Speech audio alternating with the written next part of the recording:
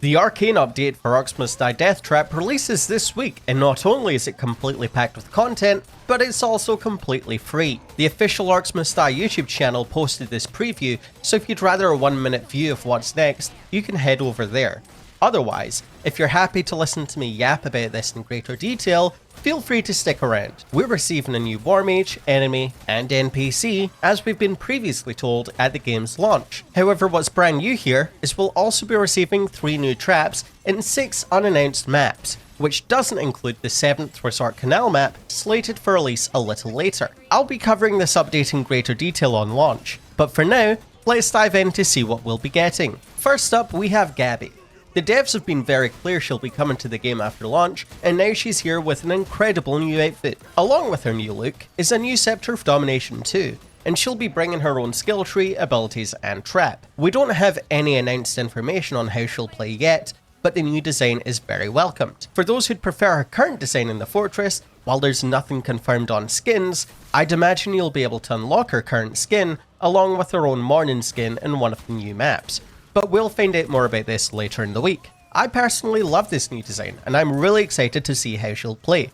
Having an extra War Mage is going to add a lot more replayability, and I'm excited to see how she'll synergize with the War Mages we currently have, especially if she possibly keeps her charm aspect like in previous games. Next, we're going to cover traps. 3 new traps previously unannounced will be coming this week, and they look incredibly fun to try out. We'll be receiving 3 new ceiling traps, one of which being a new organic trap, which will have its own synergies with Briar Patch and Poison Flower. The Beehive is a rework of the Orcs Must Die 3 War Machine Giant Killer Beehive tree. This was a large floor trap which would hang beehives that could be triggered or shot manually, or would trigger if enemies walked underneath. The trap would deal damage over time while scaring enemies, force them to run in the opposite direction. Rather than being an oversized floor trap, this returns to Orcs Must Die Deathtrap as a single ceiling trap. The Beehive trap doesn't state that it scares enemies like the War Machine did, however it does state it applies a status effect, which might just be this. This is also our first ceiling organic trap that should still benefit from the organic threats,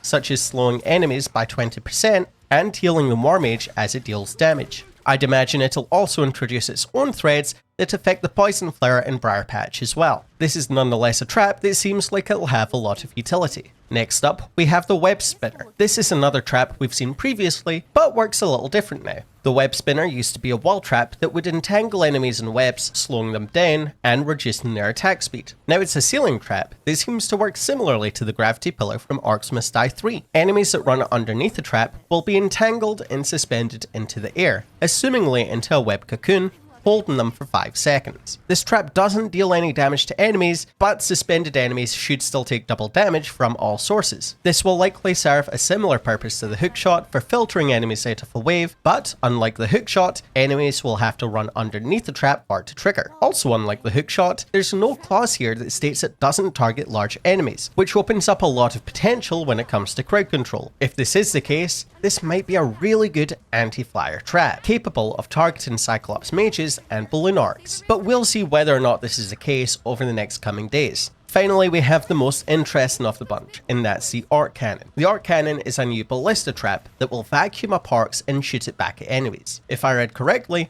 the developers have shared that the trap works by shooting an orc towards a horde, and that orc will plow through the wave, kind of like a bowling ball. This should launch small enemies and hopefully staggered larger ones too. This seems like it's going to be an incredibly fun trap to use, and having it as a ballista will open up more flexibility with placement, especially with the additional range upgrades. It does have to be said, the Death Trap is notorious for its limited ceiling space, so the new traps all being ceiling traps may come as a disappointment for some. However, keep in mind that the Gnome Balloonist will still be coming to the game soon, which will allow you to place more ceiling spaces in predefined spots across each map, so this complaint is already being accounted for. Next up, we have 6 entirely new maps. We were previously informed of the Resort Canals, a new Jewel Rift map coming to the game soon. Robot Entertainment have decided to surprise us with 6 unannounced maps coming for free this week instead, where the 7th Resort Canals map will come at a later date. These maps include one from Orcs Must Die Unchained, one from the original Orcs Must Die game, and 4 compact reworks of maps currently in the game. Unrestricted Section is a rework of the map Restricted Section from Unchained. taking place in an abandoned, overgrown library. I personally didn't get the chance to play Unchained, and can't give a comparison on how this looks compared to its previous iteration, but it does look like there's a greater emphasis on verticality here, while still allowing you to create a winding maze between bookshelves, with this overall looking like a fun experience, especially for those like myself who never got to experience the map the first time around. The next is a fan favourite, and that's Order Bathhouse. Order Bathhouse is a rework of the third map from the original Orcs Must Die game, the Baths, also appearing in Orcs Must Die Unchained. Here you'll have one gate that exits into a single lane, allowing you to throw enemies into the baths on either side, through flip traps or even hookshots. The single lane splits into 2 lanes around the centre before combining back into the rift, with more baths along the side of these lanes. Just like Unrestricted Section, the map has had a bit of work to its verticality, allowing you to run up a staircase leading directly to the rift, granting you quick access to defend it, and 2 sentinels in the back behind the rift on platforms. In the original game, this is a map that introduced the windbelt trinket, letting you throw enemies into the pools or boom barrels. We don't have this trinket in offer here, but Harlow mains will no doubt have an absolute blast. Wind blast, if you will. The next 4 maps are compact reworks of maps we currently have. Castle courtyards, mansion hedgebays, back alleys, and patio gardens have all been given a variant, allowing you to utilise some of the more interesting areas they hold while placing gates elsewhere, and assumingly reducing the gates available in the map. In castle courtyards, you're defending the rift where the water fountain used to be, with enemies coming from inside the castle, where you'll now be focusing on a more concentrated area than the whole map. Mansion hedge maze is probably one of the most asked for variants, where the rift is placed in the mansion's doors, allowing you to use the maze itself, opening up a huge range of possibilities for trap and barricade placements. Back alleys has a rift by the staircases to the right.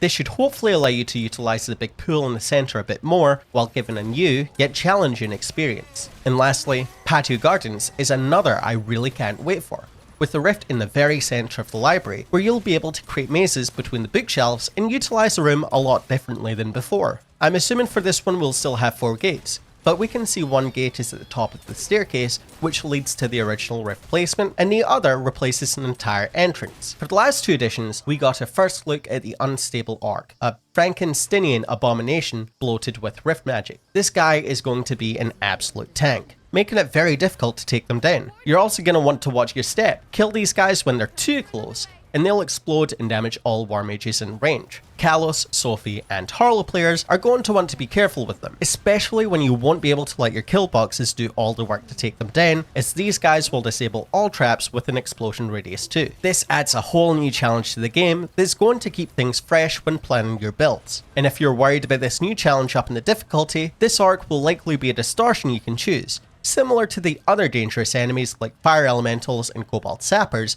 also being distortions. This just gives you even more reason to destroy those unstable rifts. The final addition is a new Alchemist. Quick warning to arachnophobes though, this NPC will serve as a vendor for Elixirs, which you can buy with skulls, which will alter your run in very cool and interesting ways. No information was given for these Elixirs, but I'd imagine they'll change up your threads and distortions, or maybe even affect traps entirely. This gives you something to spend your skulls on if you've already unlocked everything, while also adding more replayability to the game. If I had to assume, they'll be a one-time use sort of deal, where you'll have to earn more skulls to activate them on the next run once used up. As for the NPC themselves, it's also interesting to know whether they're always a spider or transform themselves with an experimental elixir gone wrong. However, we'll find more about this sooner than later. That covers everything in this preview. However, I'll be covering this in greater detail the second it's released, so be sure to subscribe if you haven't already and want to see a showcase of Gabriella's toolkit, guides on barricading each map, and a demonstration of the new elixirs. If you haven't already picked up Orcs Must Die Deathtrap, there's never been a better time to do so, and if these updates address your complaints when it launched, I highly encourage giving it a second attempt later this week. Once again, Robot Entertainment have been working tirelessly to address complaints as best as possible, and the constant updates and patches, all within 2 months of the game launching, is really wonderful to see, especially with such a large content drop arriving for free. Once again, there's more in the pipeline for Orcs Must Die Deathtrap,